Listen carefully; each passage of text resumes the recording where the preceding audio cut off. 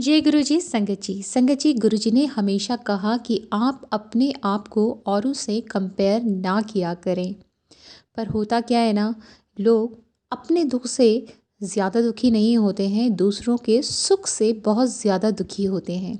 एक बार एक व्यक्ति जो भगवान को बहुत माना करता, बहुत तपस्या किया करता, और एक दिन साक्षात ईश्वर उसके सामने आकर प्रकट हो जाते हैं और बोलते हैं, बता क्या चाहिए, जो तू मांगेगा ना वो मैं तुझे दूंगा। इस पर ये व्यक्ति कहता है, मेरी लिस्ट बहुत लंबी है। भगवान कहते हैं, मैं तुझे सब दूंगा, पर शर्त एक है कि जो तू अपने लिए मांगेगा उसका दुगना बाकी लोगों को, गांव वालों को मैं दूंगा। वो कहता है कि ठीक है, मुझे कोई इशू नहीं है। और वो बोलता है कि मुझे ना एक 10 माले का घर चाहिए। ईश्वर कहते हैं, तथास्तु, दिया तुझे। वो कहते हैं, मेरी लिस्ट लंबी है, आपको वापस आना पड़ेगा। ईश्वर कहते हैं, ठीक है। अब जब वो वापस जाता है, देखता है उसका 10 माले का घर है, लेकिन आस पड़ोसियों का 20 माले का घर है।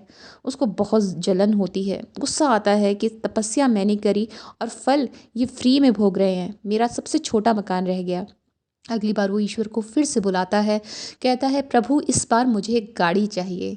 ईश्वर कहते हैं, तथास्तु। अपने घर जाता है, बाहर एक चमचमाती हुई गाड़ी खड़ी होती है, पर जब वो आस पड़ोस में देखता है तो सबके बाहर 2 गाड़ियां खड़ी होती हैं। अब ये और परेशान हो जाता है।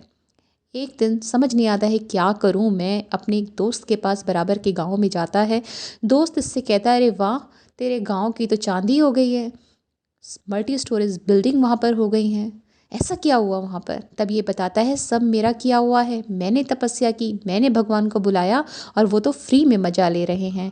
उसके दोस्त ने कहा, तू एक काम कर, ऐसा कर, अब की बार भगवान को बुला और उनसे सिर्फ इतना कह कि मुझे ना एक आँख से अंधा कर दो। वो भगवान को बुलाता है और ईश्वर से यही मांगता है कि प्रभु मुझे एक आँख से अंधा कर दीजिए। और ईश्वर कहते हैं, तथास्तु। जब वो वापस जाता है, देखता है उसके गांव में सभी अंधे हो चुके हैं पूरी तरह से, उनकी दोनों आंखें खराब हो चुकी हैं। और ये खुश हो रहा होता है कि ठीक है, मेरे से ज़्यादा इनकी प्रॉपर्टी है, 2-2 गाड़ियां हैं, पर इनकी तो आंखें ही नहीं है, मेरी कम से कम एक आंख तो है। ये कहानी मैंने आपके सामने इसलिए रखी कि ये सोच कितनी गलत है। क्यों नहीं हम ऐसा सोचते कि हम जब आगे बढ़ें तो दूसरों को साथ लेकर आगे बढ़ें। अगर हम यही सोचते रहेंगे कि हमारे पास दूसरों से कम क्यों है, तो फिर हम कभी भी अपने जीवन में संतुष्ट नहीं हो पाएंगे, कभी भी सुखी नहीं हो पाएंगे।